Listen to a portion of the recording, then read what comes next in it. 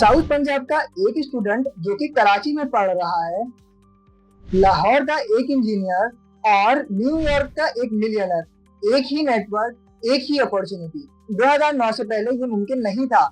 आम लोगों के पास इन्वेस्टमेंट और सेविंग के लिए ऑप्शंस तो थे, लेकिन बिटकॉइन ने एक नई चीज इंट्रोड्यूस करी, एक ग्लोबल एसेट जो फोन और इंटरनेट के साथ तकरीबन हर किसी के लिए एक्सेसिबल था। बिटकॉइन को इस तरह डिजाइन किया गया था कि दुनिया के किसी भी कोने से लोग नेटवर्क ज्वाइन कर सकें और बिटकॉइन ओन कर सकें। और क्योंकि ये किसी एक कंपनी या गवर्नमेंट के कंट्रोल में नहीं है, इसलिए कोई एक पार्टी उसे बंद या कंट्रोल नहीं कर सकती। यही बात बिटकॉइन को मुख्तलिफ बनाती है। सिंपली एक जुमले में ऐसे कहेंगे कि बिटकॉइन ग्लोबल है क्योंकि ये किसी मुल्क के लिए नहीं बल्कि पूरी दुनिया के लिए बनाया गया था। लेकिन ग्लोबल होना काफी नहीं होता, इंटरनेट भी ग्लोबल है, तो फिर बिटकॉइन इतना वैल्यूएबल क्यों है?